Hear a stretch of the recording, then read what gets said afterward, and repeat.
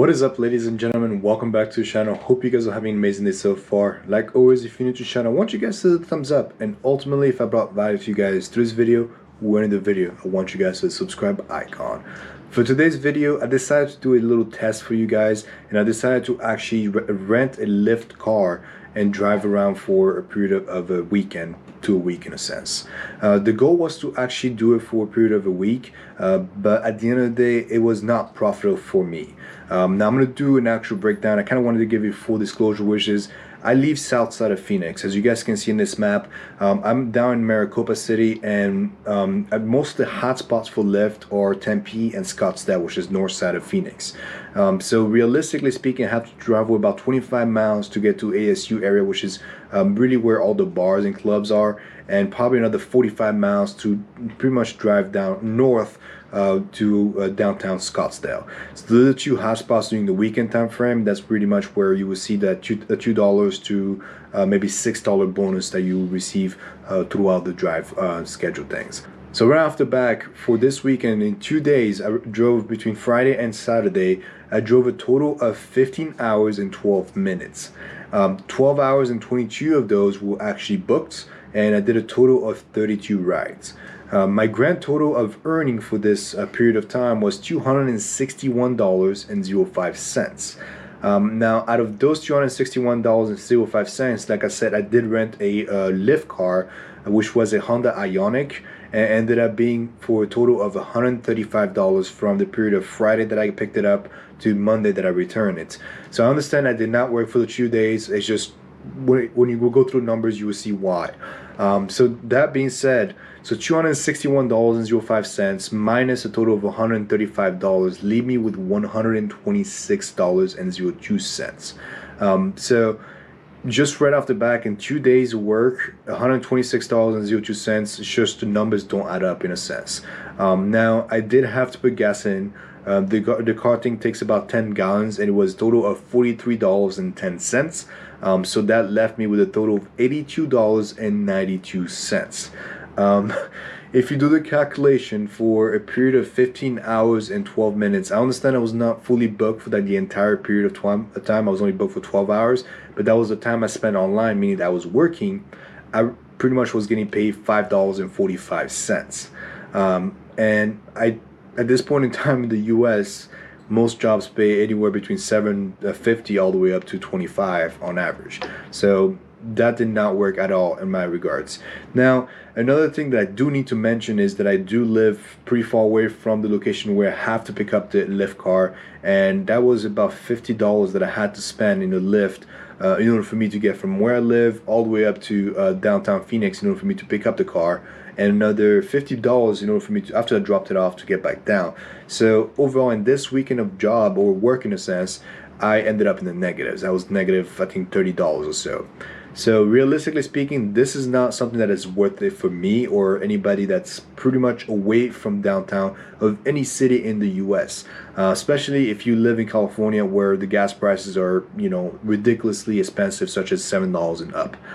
So right off the back, for people like me that don't live in downtown, like, this is where I said that if you downtown Phoenix, or if you live anywhere near the downtown city where the bars are, the clubs are, and you can just turn on the app and you're already in the hotspots, that means as soon as you pick somebody up, you get $5 bonus. Then at that point, it's worth it for you, no matter whether you use your own car or whether you rent one of the Lyft or Uber cars in a sense. Now, I did speak to the Uber driver that took me down from North Phoenix or downtown Phoenix to my house, and they do get paid a lot more, which explains also because there is a lot more Uber drivers in the Phoenix area than Lyft. Now, this is a known fact, and it's been known for a very long time. I just wanted to do kind of a test for you guys and tell you guys in a sense that Lyft Express for people that live far away from downtown of any city is not worth it. If that's something that you're planning to do, I would highly recommend against it. Now, Lyft does have a reward setup, as you guys can see in this screen right here, where I show you that I actually achieved the gold tier. Now they don't give you cash awards, or at least not that to my knowledge anymore. I know they did it in the past, and people ultimately were, earning fairly decent amount to make the difference and stuff like that. But as of right now, me driving for this weekend, they were not giving any actual cash rewards in a sense. I did receive a $4 bonus, which was probably me just kind of hitting one of those bonus spots, which was like a $2 bonus. I probably hit it twice, and that was it. But other than that, they don't really give you anything else other than that tier. So the first couple of tiers, which is you starting, and then the silver tier, you don't get to see where people want to go, and that was my biggest downfall when I was doing working this weekend. Was if I take a ride for whatever reason, I would not be able to find out which direction in the city they would go. And 9 out of 10 times, I will end up in a very far north side of Phoenix, and then I will have to travel all the way back down to my house, which is about 45 to 50 miles south, in order for me to get back home at the end of the night after an 8-hour shift. Yes, there is filter in Lyft, and there's filtering in a lot of the other apps as well, where you can ultimately, only receive a certain amount of rides on the way back down. But unfortunately, Lyft actually limits that to 2. So you can only use that twice. And my goal was to actually drive for the entire week. I have actually not calculated the numbers yet at that time. My goal was to work for the entire week, so I wanted to save those until I kind of figure out I knew the exact hotspots still, which it didn't really matter at that point because it was just I was already in the negatives. So at the end of the day, it just financially and from an actual standpoint of me being so far away from the hotspots, it did not make any financial sense for me to keep doing this for a longer period of time, which is why I cut my losses early, took the car back today, and ultimately just kind of moved on from it. But just kind of giving you guys a cool, like a quick disclosure is, if this is something that you guys want to do and you live downtown of any city, whether it's New York City, Chicago, anything like that, and you live near the bars and clubs, or you need, like you don't live too far away, like I live 30 to 40 miles away, I would highly recommend for you guys to try that out, because at the end of the day, it might be beneficial to you. This is just my experience, and also on top of that, I didn't receive any massive amount of tips. Like I don't work for tips in a sense. I don't try to be overly nice in a sense. So someone like you guys who ultimately might be a little bit nicer individual, you might be able to earn more than I did in a sense.